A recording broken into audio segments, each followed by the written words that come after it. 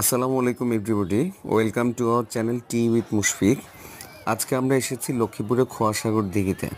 লক্ষ্মীপুর সদর উপজেলার লক্ষ্মীপুর রায়পুর সড়কের পূর্ব পাশে বিশাল আয়তনের একটা দিঘি আছে, যার নাম খোয়াসাগর দিঘি।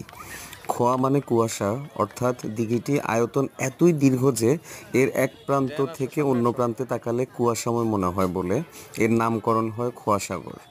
2 শতাধিক বছর পূর্বে আশেপাশের এলাকা মাটি ভরাট এবং মানুষের ব্যবহারের জন্য পানি সংরক্ষণের প্রয়োজনে দালাল বাজারের জমিদার ব্রজবল্লভ রায় দিঘিটি খনন করেন। এই দিঘির সাথে একটি রূপকথার গল্প জড়িয়ে আছে। জানা যায় একবার এক বরযাত্রী তাদের নববধূকে নিয়ে দিঘির পাড় দিয়ে যাচ্ছিল। সে সময় বরযাত্রীদের পানির পিপাসা পেলে তারা যাত্রা বিরতি দিয়ে দিঘিতে নেমে পানি পান করেন। নববধূও নেমেছিল পানি পান করার জন্য, কিন্তু যখন নববধূটি অঞ্জলি ভরে পানি পান করতে গিয়েছিল, অমনি তার পা দুটি ধরে কে যেন তাকে নিয়ে